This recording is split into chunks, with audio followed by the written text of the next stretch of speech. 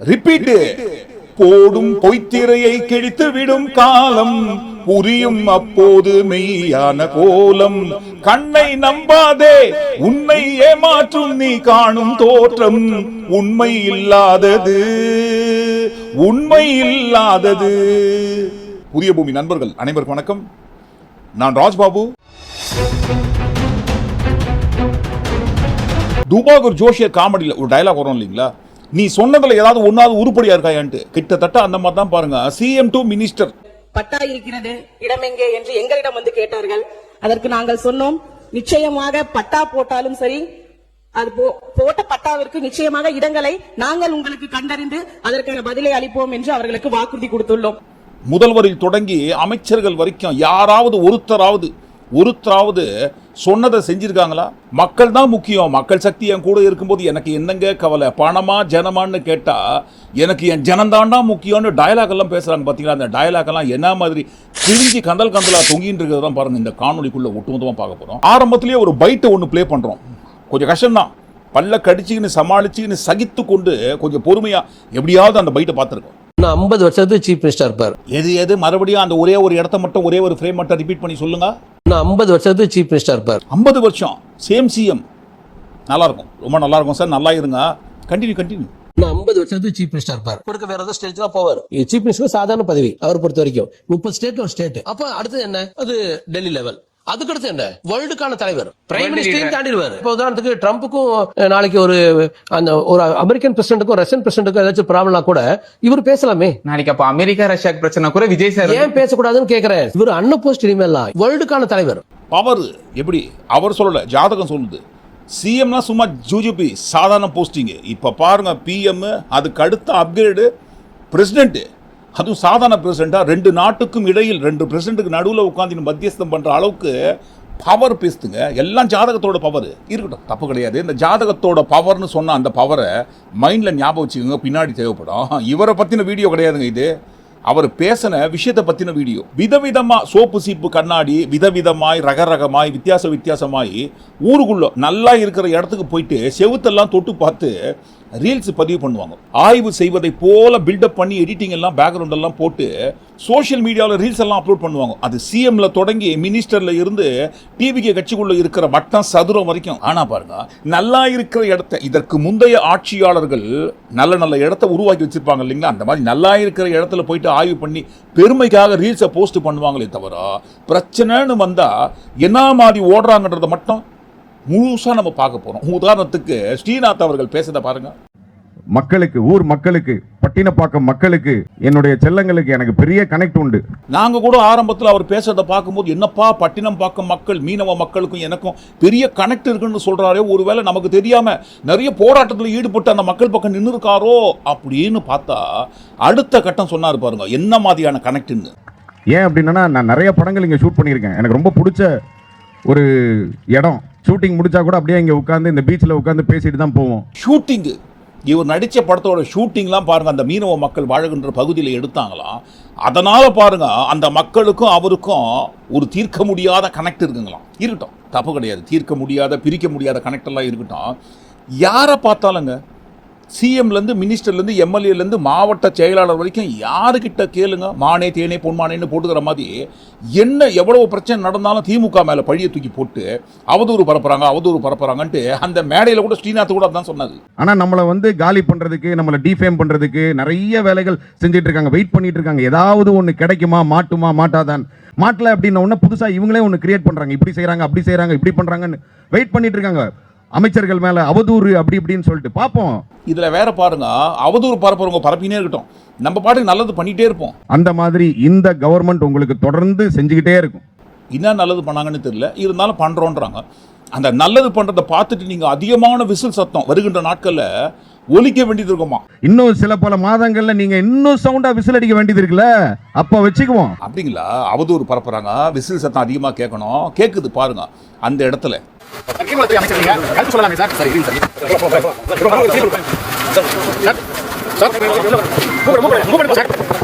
அடுத்த கட்சியை பார்த்து சிஎம் சார் சொன்னாரு, ஓடினே இருக்கிறாரு. எங்க ஓடுறாங்கன்னு தெரியல, ஓடினே இருக்கிறாங்க. நிக்காம ஓடு ஓடு ஓடு ஓடு ஓடு ஓடு ஓடு ஓடு வராம் பாரு வேட்டக்காரன்னு சொன்னாரு. ஆனால் உண்மையில் பாருங்க யார் ஓடுறாங்க? சரி, எதுக்கு ஓடுறாருங்க? அமைச்சர், மீன்வளத்துறை அமைச்சராக இருக்கிற ஸ்ரீநாத் அவர்கள் எதற்காக ஓடுறாரு? அதாவது பாருங்க, மீனவ மக்களுக்கும் எனக்கும் ஷூட்டிங் எடுத்த வகையில் மிகப்பெரிய கனெக்ட் இருக்குன்னு டயலாக்லாம் மேடையில் பேசினாரு. பிரச்சனைன்னு வந்தால் தலை தெறிக்க ஓடுறாரு. அதான் ஏன் ஓடுறாரு? குறைகளே சொன்னாங்க, பிரச்சனைகளே சொன்னாங்க, வாழ்வாதாரம் எங்களுக்கு பாதிக்கப்படுதுன்னு சொன்னாங்க.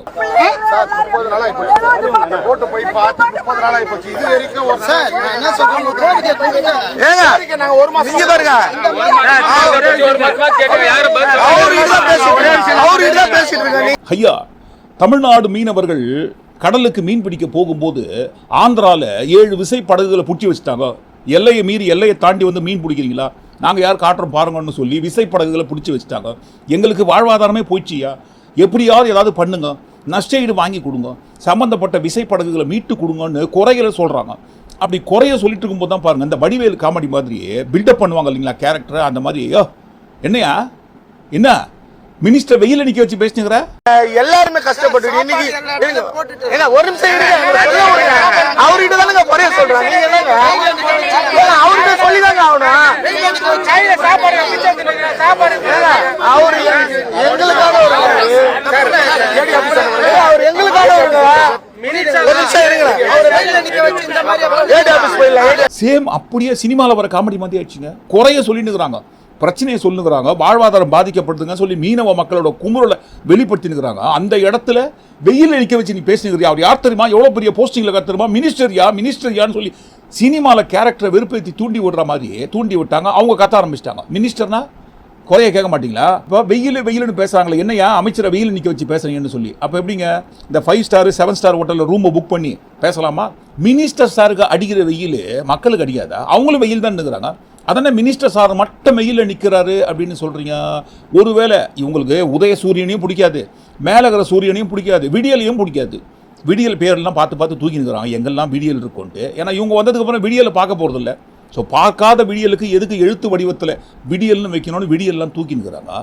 அந்த வகையில் மேலே இருக்கிற சூரியனுக்கும் திமுக கட்சி சூரியனுக்கும் ஏதோ ஒரு உள்குத்து இருக்குது. ஆளுங்கட்சி அமைச்சர்கள் வருகின்ற நேரம் பார்த்து திமுக பேச்சை கேட்டுந்தான் வேணும்னே எங்கள் மண்டையில் சுளீர்னு வெயில் அடிக்கிற மாதிரி சூரியன் பண்ணுது. இது முழுக்க எதிர்கட்சியோட சதி. அதனால தான் பாருங்கள், அந்த கோபப்பட்டு வெயில நிற்க வச்ச அமைச்சர் பேசுகிறீங்களா, நாங்கள் போகிறோம் சொல்லிட்டு குறைகளை சொல்லிட்டு இருக்கிறாங்க.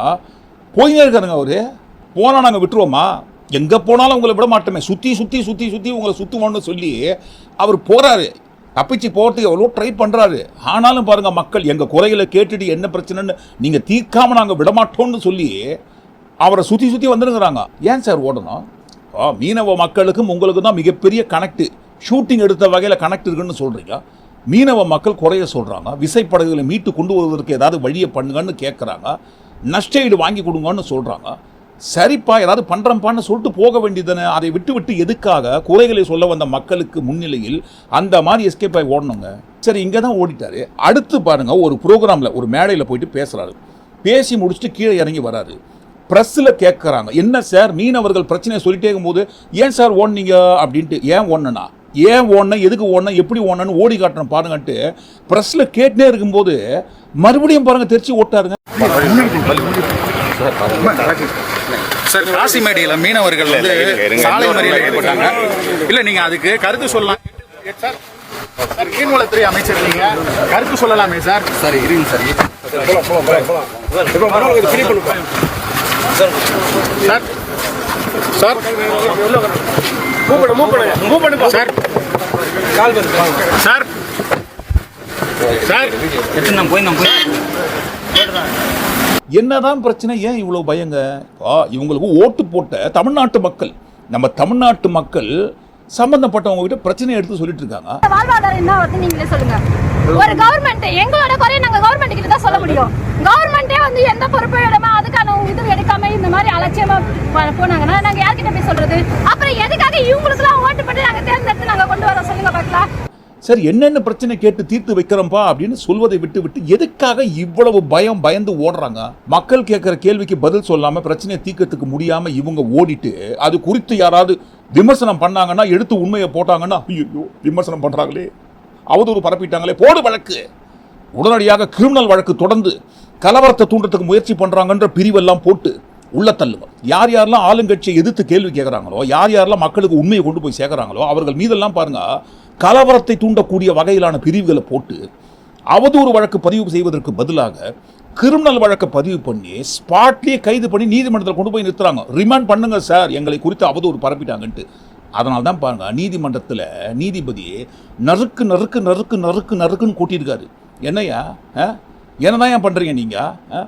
சமூக வலைதளங்களில் ஒரு பதிவு பண்ணாங்கன்னா அவதூறு வழக்கு தானே போடணும். நீங்கள் என்ன கிரிமினல் வழக்கை பதிவு பண்ணி கொண்டு வந்து கோர்ட்டில் நிறுத்துறீங்க? அதே மாதிரி தொடர்ச்சியாக என்னையா கலவரத்தை தூண்டுவதற்கு முயற்சி பண்ணுறாங்கன்ற பிரிவெல்லாம் சேர்த்து கொண்டு வந்து நிறுத்துறீங்க. இதெல்லாம் தப்பு. இந்த மாதிரிலாம் பண்ணக்கூடாது. அவதூறு வழக்கு போடுங்க, கிரிமினல் வழக்கெல்லாம் பதிவு பண்ணாதீங்க. சமூக வலைதளங்களில் ஒரு போஸ்ட் போட்டாங்கன்னாலே கிரிமினல் வழக்கா? கலவரத்தை தூண்டுவதற்கு முயற்சி பண்ணுறாங்கன்ற பிரிவெல்லாம் கொண்டு வந்து நிறுத்துவீங்களா? இதெல்லாம் பண்ணக்கூடாதுன்ட்டு கோர்ட்டு அட்வைஸ் பண்ணியிருக்கு. தமிழ்நாடு அரசோட மண்டையிலேயே நறுக்கு நறுக்கு நறுக்கு நறுக்குன்னு கொட்டியிருக்காங்க உயர்நீதிமன்றம். மக்களோட பிரச்சனைகள் குறைகளை அமைச்சர்கிட்ட சொல்லிட்டே இருக்கும்போது அமைச்சர் அங்கிருந்து ஓடினார் அப்படின்னு சொல்றாங்க. இப்போ ஓடினார் அப்படின்னு சொல்ல முடியுங்க. இருக்கிற உண்மையை சொல்வது அது எப்படிங்க அவதூறாகும்? இப்போ உதாரணத்துக்கு ரமேஷ், அறநிலைத்துறை அமைச்சர் ரமேஷ் இருக்கார் இல்லைங்களா, அவரை குறித்து யார் யாரெல்லாம் சமூக வலைதளங்களில் பதிவு பண்ணுறாங்களோ அவர்களெல்லாம் உடனடியாக கைது பண்ணணும்ட்டு அந்த கைது நடவடிக்கையில் தான் பாருங்க நீதிமன்றத்தில் கொட்டு வாங்கி வந்தாங்க. நறுக்கு நறுக்கு நறுக்குன்ட்டு. என்னப்பா என்னை குறித்து அவதூறு பதிவு பண்ணுறீங்களா? போடு வழக்கு, கைது பண்ணுங்க, இமிடியேட்டாக கொண்டு போய் சிறையில் தள்ளுங்க. எதுக்கு சார், ஏன் சிறையில் தள்ளுறீங்க? இப்போ தவறு நடந்திருக்கா அப்படின்னு கேட்கும்போது ஆமாம் தவறு நடந்திருக்குன்னு அவரே ஒத்துக்கிறாரு. அந்த பழனி 100 கோடி ரூபாய் நிலத்தை 2 கோடி ரூபாய்க்கு யாரோ 2 பேர் ரோட்ல போறவங்களுக்கு வித்ததை தவறுன்னு ஒத்துக்கிறாருங்க அவரு. தவறு நடந்திருக்கு. இதற்கு முந்தைய ஆட்சியில் ஊழல், மெகா ஊழல், ஸ்டாலின் உடந்தை அமைச்சர்கள் ஒட்டுமொத்தமாக ராஜினாமா பண்ணணும்னு சொல்லுவாங்க ஊழல். இதே பாருங்க இவங்க ஆட்சி வந்ததற்கு பிறகு இவ்வளவு பெரிய ஊழல் நடந்திருக்கு, 100 கோடி ரூபாய். அது சும்மா ஜஸ்ட் லைக் தட்டுன்னு போற போக்குல தவறுங்க. தவறு நடந்துருச்சு, ஆமா தவறு நடந்துருச்சு. யார் பொறுப்பு? ஜஸ்டின் மணிகண்டன் தான் பொறுப்பு. ஹலோ ஹலோ ஹலோ, காதல பூ சுத்தலாம், காலிஃப்ளவர்லாம் சுத்தாதீங்க. யாருங்க? நாங்க கேட்கலங்க, நீதிமன்றம் கேட்டிருக்காங்க. என்னப்பா எங்க இருந்தோ வந்த ஒரே ஒரு நாள் போஸ்டிங்ல வந்து அந்த ஜஸ்டின் மணிகண்டன் தான் பொறுப்பா? நம்புற மாதிரி இல்லையே. ஒரே ஒரு தலையில் மட்டும் சுமத்தி விட்டு தப்பிக்கலான்னு பார்க்காதீங்க, நீதிமன்றம் கேட்டிருக்குங்க. இப்போ நான் நீதிமன்றத்தின் மீதும் நீதிபதி மீதும் வழக்கு போடுவீங்களா? ஜஸ்டின் மணிகண்டன் என்பவர் மீது மட்டும்தான் தவறு இருப்பதை போல எல்லாரும் தப்பிக்கிறதுக்கு பார்க்குறீங்களான்னு கேட்ட நீதிபதி மீதும் நீதிமன்றத்தின் மீதும் வழக்கு போடுவீங்களா? ஊழல் நடந்திருக்கு, சாரி அவங்க பாணி அவங்க பாஷையிலே சொல்லணும்னு சொன்னால் தவறு நடந்திருக்குன்னு ஒத்துக்கிறீங்க. அந்த தவறு நடந்த விஷயத்தை மக்கள் பார்வைக்கு கொண்டு போய் சேர்க்கறதுக்கு எப்படி சார் அவதூறாகும்? அதுக்கு எப்படி நீங்கள் கிரிமினல் வழக்கெல்லாம் போட்டு கலவரத்தை தூண்டுவதற்கு முயற்சி பண்ணுறாங்கன்னு எல்லார் மேலே வழக்கு போட்டு சிறைக்கு அனுப்புவீங்க? அப்படின்னா டிவிக்கே என்கின்ற ஒரு கட்சியையும் ஆட்சியையும் விமர்சனம் செய்தாலே அவங்களுக்கு சிறைவாசம் என்கின்ற ஒரு சட்டத்தை பாஸ் பண்ண போறீங்களா? இல்லை எழுதாத சட்டமாக எழுதி வச்சிட்டீங்களா? டிவி கட்சி ஆட்சிக்கு வந்த கையோடு எப்படியும் பாருங்க நம்ம தாறுமாறா கண்ணாப்பினா எசக பசுக்கா ஏழகரமா எக்கு தப்ப தான் பண்ணுவோன்னு தெரியும். அதை குறித்து யாராவது விமர்சனம் பண்ணாங்கன்னா உடனடியாக கைது பண்ணி உள்ள கொண்டு போய் வச்சிடலான்ற எழுதாத சட்டமாக எழுதி வச்சிட்டீங்களா வந்த கையோட? இவங்க ஆட்சிக்கு வந்த நாளில் இருந்து மக்கள் சொல்ல முடியாத பிரச்சனையில சிக்கி திணறி தவிச்சுருக்கிறாங்க. அது குறித்து பிரச்சனையை எடுத்து சொன்னா அமைச்சர் கேட்க வேண்டிய அமைச்சர் தலை தெறிக்க ஓடுறாரு. இதில் வேற பாருங்க வருகின்ற நாட்களில் இன்னும் நீங்கள் அதிகமான விசில் சட்டத்தை எழுப்ப வேண்டியதாக இருக்குன்ட்டு அதான் எழுப்புனாங்களே. தலை தெறிக்க ஓடுறதை பார்த்து ஊர் முழுக்க இல்லைங்க, தமிழ்நாடு முழுக்க இல்லைங்க, தமிழ்நாட்டையும் கடந்து விசில் ஊத்தினுக்கிறாங்க. இவ்வளவுதான் சார் இவங்களுக்கும் மீனவ மக்களுக்கும் இடையில் இருக்கிற அந்த ஷூட்டிங் வழியாக வந்த ஸ்ட்ராங் கனெக்ட் சார், நல்ல கனெக்ட். இந்த இடத்துல இப்ப ப்ளே பண்ணுங்க சார் அந்த பைட்டை.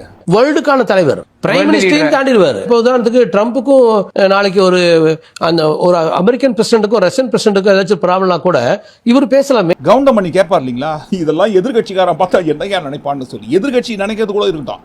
மோடிஜி அவர்கள் இதையெல்லாம் பார்த்தா கேட்டா என்ன நினைப்பாரு? என்னையா இது ஆட்ட கட்சி மாட்ட கட்சி எங்கெங்கயோ கட்சியில் என்னையே கடிக்க வந்துட்டீங்களா? எவ்வளவு தைரியம் தான் என் இடத்துக்கு போட்டி போட வருவீங்க? நான் தான் ஆட்சிக்கு வந்த நாள்ல இருந்து உலகத் தலைவர்னு உருட்டுன்னு ஊற்றினுங்கன்னு பார்த்தா அந்த உருட்டை நீங்க வாங்க வந்துட்டீங்களா என்கிட்ட இருந்து? எவ்வளவு தைரியம் இருந்தா எனக்கு முன்னாடி நான் இந்த மாதிரி ஒரு உருட்டை ஊற்றினும் போது எனக்கு முன்னாடி நீங்க எவ்வளவு பெரிய உருட்டை ஊற்றுவீங்க? எப்படி அமெரிக்க பிரசிடென்ட்டுக்கும் ரஷ்யா பிரசிடென்ட்டுக்கும் இடையில் மத்தியஸ்தம் பண்ண போற பவர் உங்க ஜாதகத்தில் இருக்குதுங்களா? இந்த பைட்டை மட்டும் ஹிந்தியில டப் பண்ணி நம்ம ஜிக்கு அனுப்பிச்சு பாருங்க, அப்ப தெரியும் யார் உலக தலைவர்களுக்கு நடுவில் உட்கார்ந்து கொண்டு மத்தியஸ்தம் பண்ற மத்தியஸ்தராக இருக்க போறாங்கன்ட்டு. இருக்கட்டும், அந்த உண்மை ஒரு ஓரமாகட்டும். இப்போ ரஷ்யாவுக்கும் அமெரிக்காவுக்கும் இடையில் மத்தியஸ்தராக உட்கார்ந்து பேசுற மத்தியஸ்தெல்லாம் ஒரு ஓரமாக இருந்துட்டு போட்டோம். ஏங்க தமிழ்நாட்டிலேருந்து ஆந்திராவில் பிடிச்சி வச்சுருக்கிறாங்க 7 விசை படகுகளை. ஒரே ஒரு ஃபோன் போட்டு என்னப்பா பிடிச்சு வச்சிருக்கிற அந்த 7 விசைப்படகுகளை திருப்பி அனுப்புங்கப்பான்னு சொல்ல முடியல. கடிதம் தான் எழுதுறாங்க. ஆந்திராவில் பிடிப்பட்ட 7 விசைப்படகுகளை உடனடியாக திருப்பி அனுப்புவதற்குண்டான நடவடிக்கை நாங்கள் எடுக்கிறோம்னு சொல்லி கடிதம் தான் எழுதுறீங்க. ஏன் கடிதம் எழுதுனாங்க? அமெரிக்கா ரஷ்யாவுக்கு இடையிலேயே மத்தியஸ்தம் பண்ணக்கூடிய பவரை வைத்துக்கொண்டு தமிழ்நாட்டுக்கு ஆந்திராவுக்கு இடையில் போன் போட்டு பேசினா கொடுத்துட மாட்டாங்க. நாளைக்கு அப்ப அமெரிக்கா ரஷ்யா பிரச்சனை கூட விஜய் சார் ஏன் பேசக்கூடாதுன்னு கேக்குறேன். இவர் அன்னபோஸ்ட் இனிமேல்லாம் வேர்ல்டுக்கான தலைவர். இதை குறிப்பிட்டு தான் சொல்லுவாங்க ஜோஷியர் சார். கேப்பையிலேருந்து நெய் வடிதுன்னு சொன்னா அதை கேட்கறதுக்கு ஒரு கூட்டம் இருக்கும் இல்லைங்களா? அந்த கூட்டத்துக்கிட்ட போய் சொல்லுங்க. ஒட்டுமொத்தமான தமிழ்நாட்டு மக்கள் காதுல பூ கிடையாதுங்க, காலிஃப்ளவரையே சுத்தினா எப்படி சார்? அமெரிக்கா ரஷ்யாவுக்கு இடையில் நடுவில் உட்கார்ந்து மத்தியஸ்தம் பண்ணக்கூடிய உலகத் தலைவர் பவர் ஒரே நாட்டுக்குள்ள இருக்கிற 2 மாநிலம் தமிழ்நாடு ஆந்திரா. அங்க இருக்கிற அங்க நடுவில் மாட்டின அந்த போட்டையே கொண்டு வர முடியல உங்களால. நீங்க பாருங்க, ஃப்ளைட்டு பிடிச்சி ரஷ்யாவில் போய் பேச போறீங்களா? அமெரிக்காவுக்கு பஞ்சாயத்து வந்துட்டாங்கல்ல, யாரு பிளைட்ல ஆள் விட்டு தர்றாங்க. அமெரிக்காவுக்கும் ரஷ்யாவுக்கும் நடுவில் தின்ன கட்டி சொம்பெல்லாம் வச்சுன்னு பண்ற பஞ்சாயத்தெல்லாம் ஒரு ஓரமாகட்டும். அந்த அம்மா பஞ்சாயத்து என்னன்னு பாருங்க. நீங்க பாக்குறீங்களா இந்த பில்டிங் வந்து கவர்மெண்ட் கட்டின ஒரு வீடு. நான் 2021 இந்த வீடு நான் எழுதி போட்டேன். இதுக்காக நான் எழுதி போட்டு அதோட பத்திரம் இங்க இருக்கு. எழுதி போட்டு இப்போ எனக்கு அலர்ட் ஆயிருக்கு. நான் ஃபோன் பண்ணி கேட்டப்போ அவங்க சொல்றாங்க 6.25 லட்சம் என்கிட்ட கேட்கறாங்க. 6.25 லட்சம் என்கிட்ட எங்க இருக்கு? ஃப்ரீயா தான் தரேன்னு சொன்னாங்க ஃபர்ஸ்ட் வீடு, இந்த வீடு தான். ஆனா இப்போ வந்து 6.25 லட்சம் என்கிட்ட கேட்கும் போது நான் 2 பெண் பிள்ளைகளை வச்சிருக்கேன். விஜயண்ணா எங்களால கொடுக்க முடியாது, எங்களுக்கு ஹெல்ப் பண்ணுங்க. பாத்தீங்களா? அப்படியே நிறுத்துங்க. வில்லிவாக்கத்துல ஆதவர்ஜினா அவர்கள் பிரச்சார சமயத்துல பேசுனத போடுங்க சார். படாதீங்க. இந்த ஹவுசிங் போர்டு எம்எல்ஏ நீங்க ஆதரவோட ஜெயிச்ச பிறகு இடிச்சிட்டு புதுசா கட்டப்படும். அப்படி கட்டும் போது எழுதி வச்சுக்கோங்க, ஆதரவு இல்ல என் கூட இருக்கவங்க கூட ₹1 உங்ககிட்ட ஊழல் கணக்கு கேட்க மாட்டாங்க. ஹவுசிங் போர்டு புது வீடு கொடுக்குறோம், அதனால உங்களுக்கு நீங்க 5 லட்சம் தரணும், 10 லட்சம் தரணும், அது கிடையவே கிடையாது. நான் திருப்பியும் சொல்றேன், மசூதி முன்னாடி நின்று சத்தியம் பண்றேன், சத்தியம் பண்றேன், எல்லாத்துக்கும் சத்தியம் பண்றேன். எது மேல சத்தியம் பண்றாருங்க? மசூதி மேல சத்தியம் பண்றாரு. மசூதிக்கு முன்னாடி பிரச்சாரம் பண்ற அந்த இடத்துல மசூதி மேல சத்தியம் பண்ணி சொல்றேன், இங்க இருக்கிற பழைய ஹவுசிங் போர்டு வீடெல்லாம் இடிச்சுட்டு புது ஹவுசிங் போர்டு வீடெல்லாம் கட்டி உங்களுக்கு ஃப்ரீயா கொடுக்குறோன்னு சொல்லி. எப்பா சார், நீங்க ஒன்றும் புதுசாலாம் பாருங்க பிளான் எல்லாம் போட்டு டெண்டர்லாம் விட்டு கட்ட வேண்டாங்க. ஏற்கனவே இதற்கு முந்தைய ஆட்சியில் கட்டி முடிக்கப்பட்ட வீடு சம்பந்தப்பட்ட அந்த மக்களுக்கு அலாட் ஆயிருக்கு. அலாட் ஆன அந்த வீட்டையே ஃப்ரீயா கொடுக்க முடியாம யாரோ பாருங்க 6.25 லட்சம் ரூபாய் கேட்கறாங்களாம். அந்த வீடு உங்களுக்கு வேணும்னு சொன்னா 6.25 லட்சம் கொடுத்துட்டு எடுத்துட்டு போங்கன்றாங்களாம். இதற்கு முந்தைய ஆட்சியில் கட்டி முடிக்கப்பட்ட அந்த வீட்டையே பாருங்க சம்பந்தப்பட்டவங்களுக்கு அலாட் ஆன பிறகும் கூட அலாட் ஆகி ஆர்டர் காப்பி இருக்கிற அவங்களுக்கு ஃப்ரீயா எடுத்து இவங்களால கொடுக்க முடியல, யாரோ பேரம் பேசினுக்காங்களாம். ஆனா பாருங்க வந்த கையோட இருக்கிற ஹவுசிங் போர்டு வீட்டை பழைய ஹவுசிங் போர்டு வீடுகளை எல்லாம் இடிச்சு புதுசா கட்டி ஃப்ரீயா கொடுப்பேன், மசூதி மேல சத்தியம் சார். இதை பாருங்க, இந்த இடத்துல ஆதவர்ஜுனா அவர்கள் பேசியதற்கும் ஆதாரம் இருக்கு. என்கிட்ட காசு கேட்குறாங்க, அலாட்டான வீடையே எனக்கு கொடுக்க மாட்டாங்க, 6.25 லட்சத்தை கொடுத்துட்டு வீட்டை எடுத்துட்டு போகணும்னு சொல்றாங்கன்னு சொல்றதுக்கும் ஆதாரம் இருக்கு. இருக்கிற ஆதாரங்களின் அடிப்படையில் அப்படியே மக்கள்கிட்ட கொண்டு போய் சேர்த்தா உண்மையை கொண்டு போய் சேர்த்தா போடு வழக்கு, கிரிமினல் வழக்கு போடு, அவதூறு வழக்கு போட்டால் கூட வெளியே வரதுக்கு வாய்ப்பு இருக்குது. கலவரத்தை தூண்டுவதற்கு முயற்சி பண்றாங்க என்று போன்ற பிரிவுகள் எல்லாம் போட்டு வெளியவே வர முடியாதபடி நான் பெயிலபிள் வாரண்ட் இஷ்யூ பண்ணுங்க. இதை குறிப்பிட்டு தான் உயர்நீதிமன்றம் தாவேகா அரசு தலையில நறுக்குன்னு கொட்டினாங்க. இது எல்லாத்துக்கும் மேல நீ சொன்னதுல ஏதாவது ஒன்னாவது உருப்படியா இருக்காயான்னு கேட்கிற அந்த வரிசையில நம்ம சிஎம் சார் பிரச்சார சமயத்தில் பேசின கொடுத்த வாக்குறுதியை போடுங்க சார். அரசு நிலத்தில் வீடு கட்டி வருடக்கணக்கில் சட்டப்பூர்வமான மின் இணைப்பு, வீட்டு வரி போன்ற ஆவணங்களுடன் ஆக்கிரமித்துள்ள அனைவருக்கும் பட்டா முறைப்படுத்துதல். அதாவது அரசு நிலங்களில் பல ஆண்டுகளாக வீடு கட்டி குடியிருந்தவங்களுக்கு முறையான பட்டா வழங்கப்படும் வாக்குறுதி இவங்க தான் கொடுத்தாங்க. பட்டா இருக்கிறது, இடமெங்கே என்று எங்களிடம் வந்து கேட்டார்கள். அதற்கு நாங்கள் சொன்னோம், நிச்சயமாக பட்டா போட்டாலும் சரி, அது போட்ட பட்டாவிற்கு நிச்சயமாக இடங்களை நாங்கள் உங்களுக்கு கண்டறிந்து அதற்கான பதிலை அளிப்போம் என்று அவர்களுக்கு வாக்குறுதி கொடுத்துள்ளோம். இப்படிப்பட்ட மனுக்களை நானே என் கையார வாங்கி அதை நான் சேகரித்து வைத்துள்ளேன். ஆனா பாருங்க, எங்க பார்த்தாலும் எங்க வீடு இடிக்கப்படுகிறது.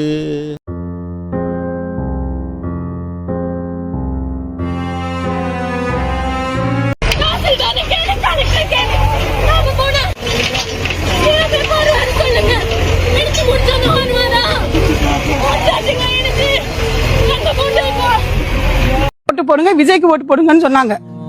புள்ளக்குட்டிய பேச்ச கேட்டு நாங்களும் போட்டோம். இப்ப நாங்க சிஎம் சரணாக பார்த்தாகணும். எங்களுக்கு எதுவாவது ஒரு வழி பண்ண சொல்லுங்க.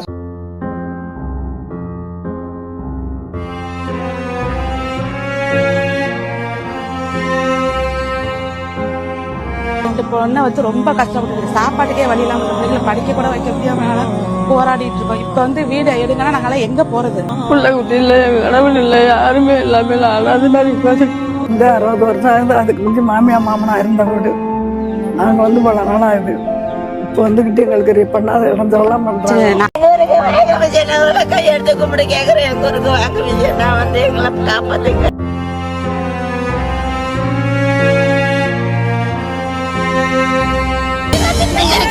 உங்களை விட்ட பதவியில வச்சிடல எங்களை கேட்க வரல, நீ ஆர்டர் கொடுத்து எங்களை தள்ள சொல்லு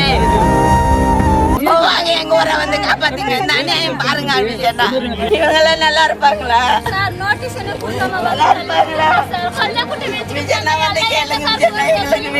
30-40 ஆண்டுகளுக்கு மேலாக இந்த இடத்துல குடியிருக்கோங்க. எங்களுக்கு எந்த பிரச்சனை இல்லாம இருந்தோம். நாங்க நம்பி விஜய்க்கு ஓட்டு போட்டோமே உங்களுக்கு தானே ஓட்டு போட்டோம். ஏன் சார் எங்க வீட்டை இடிக்கிறீங்கன்ட்டு கதறல். ஓட்டு போடுங்க, விஜய்க்கு ஓட்டு போடுங்கன்னு சொன்னாங்க. புள்ள குட்டிய பேச்ச கேட்டு நாங்களும் போட்டோம். இப்ப நாங்க சிஎம் சார நாங்க பார்த்தாகணும். எங்களுக்கு எதுவாவது ஒரு வழி பண்ண சொல்லுங்க. ஏன் சார் இடிக்கிறீங்க? ஏன் இடிக்கிறீங்க? சொன்னீங்க இல்லீங்களா, வாக்குறுதி கொடுத்தீங்க இல்லீங்களா, சொன்னதை நிறைவேற்றணும் இல்லீங்களா?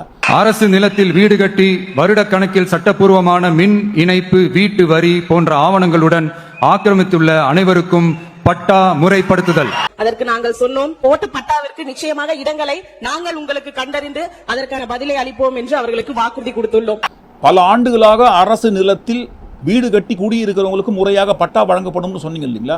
கொடுக்க வேண்டியதானே. அட பட்டா கொடுக்கலாம் கூட பரவாயில்லைங்களாமே, இருக்கிற வீட்டையும் விட்டு வைக்காம இடிக்கிறீங்கன்னு சொல்றாங்களே, அது மட்டும் கிடையாதுங்க. நேற்றைய தினம் கள்ளக்குறிச்சியில் நடந்த சம்பவம், ஜேசிபியை கொண்டு வந்து வீட்டை இடிக்கிறதுக்கு தயாரா நிக்கிறாங்க. மக்கள்லாம் ஓன்னு கதறாங்க, அழறாங்க.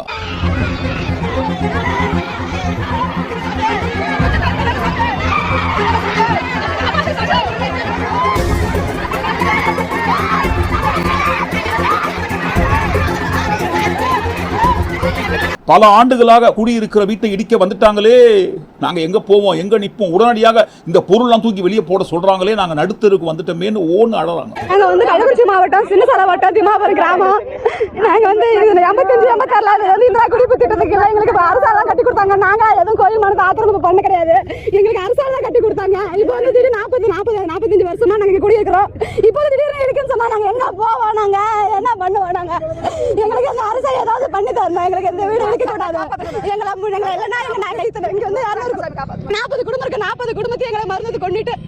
நாங்களாம் வந்து இடிக்கலங்க, வேற யாரும் இடிக்கிறாங்க? நீதிமன்றத்தின் உத்தரவின் பேரில் நீர்நிலங்களை ஆக்கிரமிப்பெல்லாம் அகற்றுவதற்காக வந்திருக்கோம்னு சொல்லி வராங்க இல்லைங்களா? அப்போ இதற்கு முன்பாக இந்த நீதிமன்ற உத்தரவு, நீர்நிலைகளை ஆக்கிரமித்து கட்டப்பட்ட வீடுகள் அகற்றப்படுவதெல்லாம் கண்ணுக்கு தெரியாதுங்களா?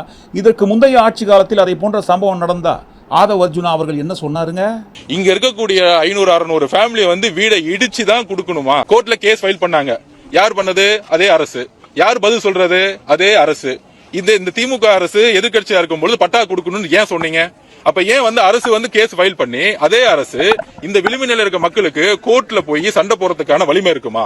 சட்ட ரீதியான போராட்டத்துக்கான வலிமை இருக்குமா? அப்ப கோர்ட்டுக்கு சரியான தகவல்களை சொல்லல.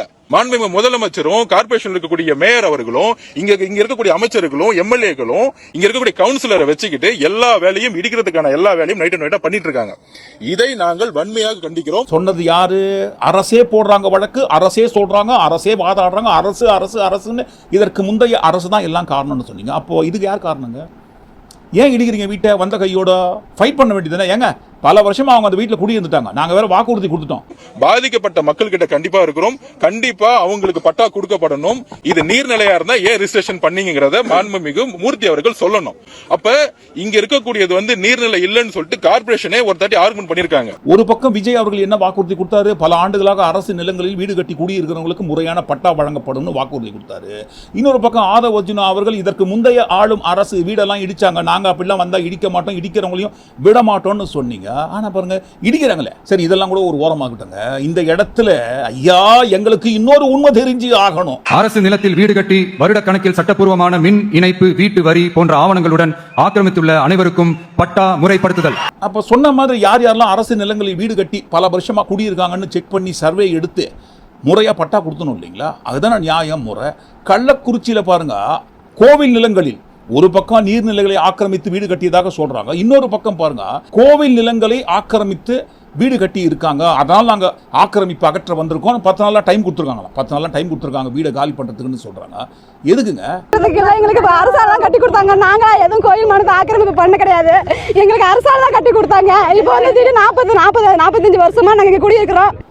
அட கோவில் நிலத்தில் வீடு கட்டி இருந்தா என்ன, பட்டா கொடுத்துட வேண்டியதானே, நம்ம ஒன்றும் புதுசா கொடுக்க போறது இல்லையா. கரூர்ல 3000 ஏக்கருக்கு மேல கரூர்ல குடியிருந்தவங்களுக்கு பட்டா போட்டு கொடுத்துருக்கீங்க இல்லைங்களா.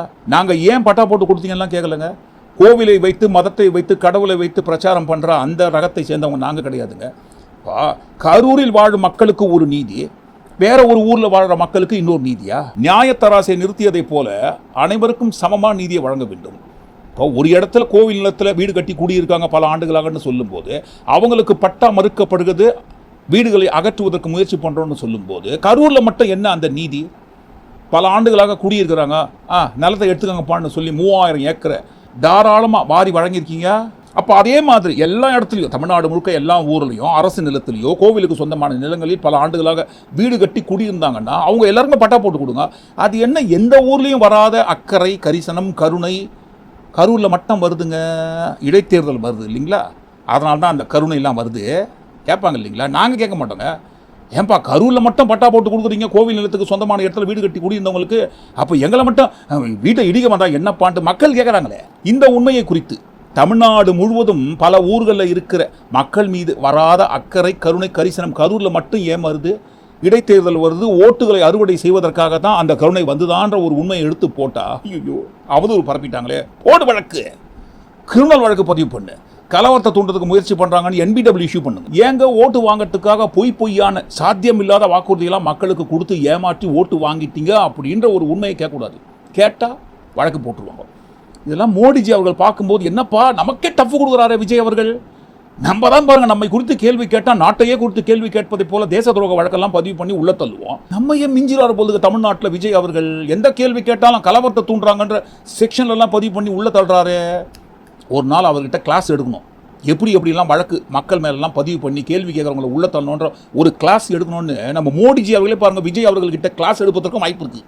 நிறைவேற்ற முடியாத சாத்தியப்படாத பொய்யான வாக்குறுதிகளை கொடுத்து ஏமாற்றி ஓட்டு வாங்கி 2 மாசத்துல எக்கச்சக்கமான மக்கள் தொடர்ந்து பாதிக்கப்பட்டு கொண்டிருக்கிறார்கள். ஆனா பாருங்க எத்தனை வருஷம், 50 வருஷத்துக்கு சீஃப் மினிஸ்டர் இருப்பார், 50 வருஷத்துக்கு சீஃப் மினிஸ்டர் இருப்பார். 50 வருஷம். அப்போ 50 வருஷமா இதெல்லாம் நம்ம பொறுத்துக்கணுமா? எதுங்க நாங்க என்ன வாயிலேயே வடை சுடுறதுக்கு டிஎம்கேவா? இப்ப யாரு மாவு இல்லாம எண்ணெய் இல்லாம கடாய் இல்லாம ஏன் அடுப்பே கூட இல்லாம ஆக்கிரமித்துள்ள அனைவருக்கும் பட்டா முறைப்படுத்துதல். ஆட்சிக்கு வந்து பட்டா கொடுக்க முடியும் சொன்ன முதலமைச்சர் இன்னைக்கு வீடை இடிச்சிட்டு இருக்கிறது மிகப்பெரிய கண்டனத்துக்குரியது. நாங்கள் உங்களுக்கு கண்டறிந்து அதற்கான பதிலை அளிப்போம் என்று அவர்களுக்கு வாக்குறுதி கொடுத்துள்ளோம். ஒட்டுமொத்தமா எல்லாத்தையும் கூட்டி கேச்சு இந்த காணொலிக்குள்ள வந்த எல்லா சுட்ட வடைகளை குறித்தும் நீ சொன்னதுல ஏதாவது ஒன்னாவது உருப்படியா நிறைவேற்றிருக்கீங்களான்ற விஷயத்தை குறித்து ஒட்டுமொத்தமா கூட்டி கேச்சு நீங்க என்ன கண்டிப்பா உங்க கருத்துல தவறாம பதிவு. மீண்டும் நாளை காணொலி நான் சந்திப்போம். நன்றி, வணக்கம்.